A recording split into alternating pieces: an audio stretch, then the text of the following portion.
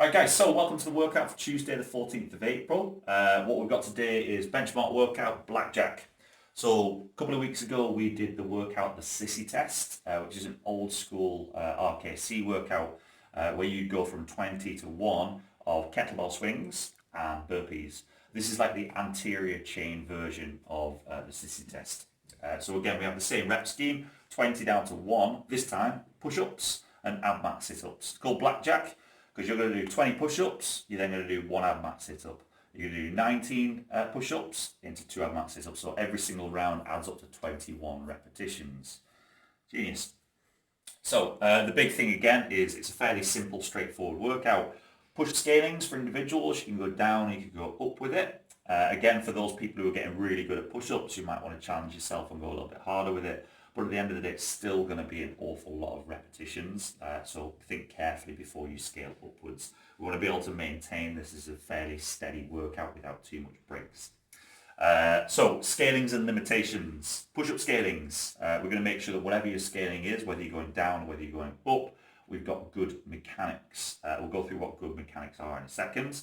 And equipment, again, personally we don't have any ab mats because we lent them all out from the gym. So I'll show you how you can make an ab mat or an ab mat variation yourselves at home if you don't have one. So push-ups, what we want to see in terms of good mechanics. When we're looking at, excuse me, move that out of the way. When we're looking at kind of like for gymnastics purposes, what we want to try and do is remove the arch to this back as much as we can and flatten it out as much as possible. Problem is that doesn't look so good for Instagram because what we end up with is going from a nice exposed posterior to kind of like looking like you've got no butt at all. So we want to tuck that pelvis underneath. Doesn't look good for Instagram, but it looks great if you're a gymnastics coach. So when we see a push-up normally, we tend to see the back arched. The chest isn't allowed to touch the floor, whereas in gymnastics, what we want to see is tucking the pelvis under, rounding the upper back and flattening off the lower back, and then seeing that nice hollow position all the way through. Again, that's the extreme variations of it. Scaling wise, one of the reasons that we don't like the kneeling push-up, you can do them in this workout. One of the reasons that we don't like them is very hard to keep good mechanics because people when they rest they tend to shove their bum backwards and it's very difficult to keep that torso or that pelvis tucked underneath and keep a good position. So we tend to say try and go for an elevated surface. Yep. Again, try not to let your elbows flare out to the sides. Try and keep your elbows pointing back. That doesn't mean that you have to go with a ridiculously narrow grip. It just means that you want to keep your elbows rotated inwards so that you're using your upper back muscles as much as you physically can. Keep a nice long torso. One of the cues that we tend to use is imagine that you're trying to lean forward.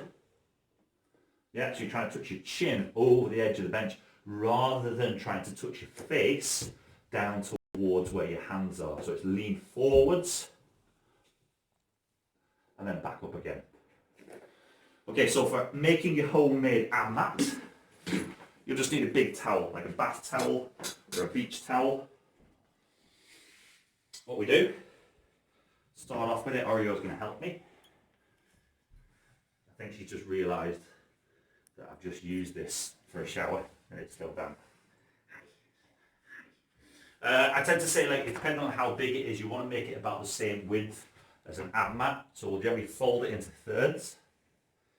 Now you'll notice as well, most of the time when you see people using an ab mat, they're using it the wrong way around.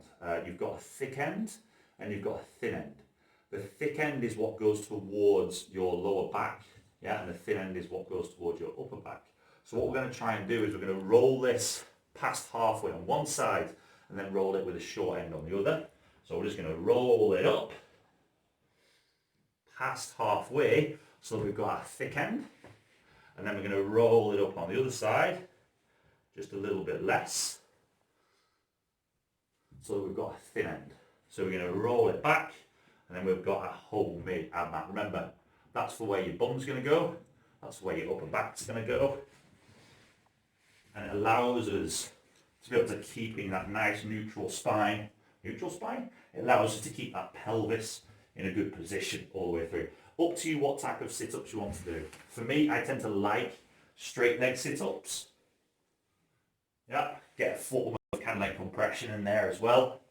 You can do bent knee. Again, it's very difficult unless you're anchoring your feet. Or you can do butterfly to remove the hip flexors.